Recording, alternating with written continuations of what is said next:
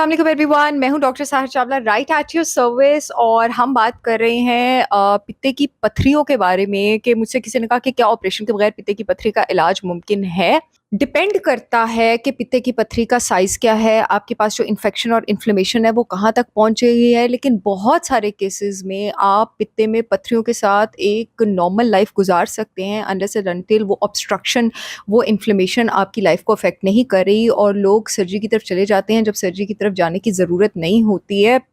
आपके पास पित्ते में पत्थरियाँ होती क्यों हैं? आपके पास लिवर ने बाइल सॉल्ट्स रिलीज़ करने होते हैं जिसको पित्ते ने कॉन्सन्ट्रेट करना होता है, ठीक है? और उस बाइल स्लज की ख़ास फ्लूइडिटी, उसकी ख़ास थिकनेस रहनी चाहिए। जब वो थिक होना शुरू हो जाता है, और वो कब थिक होना शुरू हो जाता है? जब लिवर से बाइल सॉल्ट्स कम आना शुरू हो जाते हैं पित्ते में, तो वो स्लज बन जाता है जो कि आपके पास स्टोन्स की फॉर्म में जमा होना शुरू हो जाता है। अगर उस बाइल की थिकनेस दोबारा मेंटेन कर दी जाए तो वो स्टोन्स जो हैं वो डिज़ॉल्व होना शुरू हो सकते हैं। अगर वो बहुत बड़े नहीं हैं तो इसको अर्ली स्टेज पे रोका जा सकता है। इसको डिज़ॉल्व करने में कौन हेल्प कर सकता है? Cod liver oil. 1 से 2 teaspoons cod liver oil per day या 1 टेबलस्पून कॉड लिवर ऑयल। आपके पास वैसे भी उसमें ओमेगा 3 फैटी एसिड्स होते हैं, तो लिवर में आपके पास, पित्ते में, आपके पास किसी भी ऑर्गन में इन्फ्लेमेशन, ऑब्स्ट्रक्शन हो, उसके लिए ओमेगा 3 फैटी एसिड्स बहुत ज़्यादा अच्छे हैं।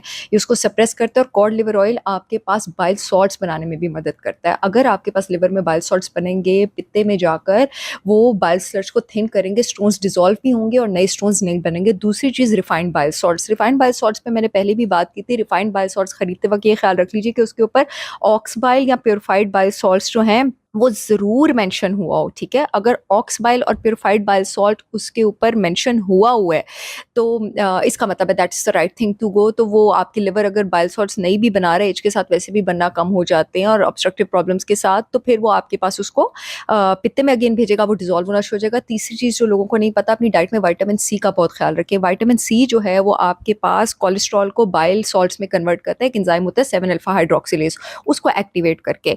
तो आपके पास जब बाइल सॉल्ट्स अच्छी तरह बनेंगे, अगेन कोलेस्ट्रॉल में स्लज नहीं बनेगा, स्टोन्स डिसॉल्व होंगे और वो बहुत ज़बरदस्त तरीके से काम करेगा। चौथी चीज़ जिसके बारे में मैं बात करना चाह रही हूँ, प्रोबायोटिक सप्लीमेंट्स या अपनी डाइट में इंक्लूड करें। जितने भी लोगों को पित्ते में पत्थरियाँ हैं, ठीक है, उन सब ने इंक्लूडेड रखना है। जिनका पित्ता निकल गया उन्होंने भी इंक्लूडेड रखना है।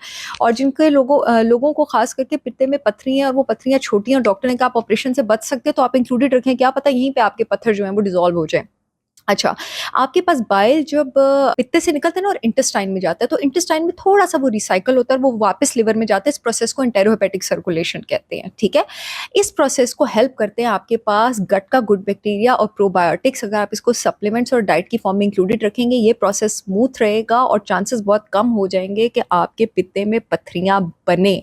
सो मेजॉरिटी ऑफ द केसेस में अगर पित्ते में अच्छा, आपको कैसे पता लगता है कि प्रॉब्लम शुरू हो रही है, आपके पित्ते में पत्थरियाँ बन रही हैं? आप फैट खाते हैं, क्योंकि बाइल आपके पास फैट सॉल्युबल विटामिन्स जो हैं ए, डी, ई, के, उसको डाइजेस्ट करता है। अगर आपको फैट ठीक तरह डाइजेस्ट नहीं होता, खास करके फैट खाने के बाद आपको नॉज़िया होता है, वॉमिटिंग होती है, ब्लोटिंग होती है, तो 100% आपके पास रीज़न है कि आपके पास पित्ते में कोई ना कोई प्रॉब्लम जो है वो शुरू हो गई है। गैस और ब्लोटिंग बहुत ज़्यादा रहती है, और अगर आपके पास जो स्टूल है वो टूट-टूट के आ रहा है और उसके ऊपर म्यूकस आ रहा है, तो ये कुछ खास निशानी है कि पित्ते में थोड़ी-सी प्रॉब्लम शुरू हो गई है। यहीं पर अगर आप अपनी डाइट में bile salts, probiotics, cod liver oil और विटामिन सी इंक्लूड कर लेंगे, तो ये प्रॉब्लम जो है यहाँ पर खत्म हो जाएगी। आई होप ये वीडियो आप लोगों के बहुत काम आएगी। I will see you all again with yet another informational video. तब तक के लिए अल्लाह हाफ़िज़।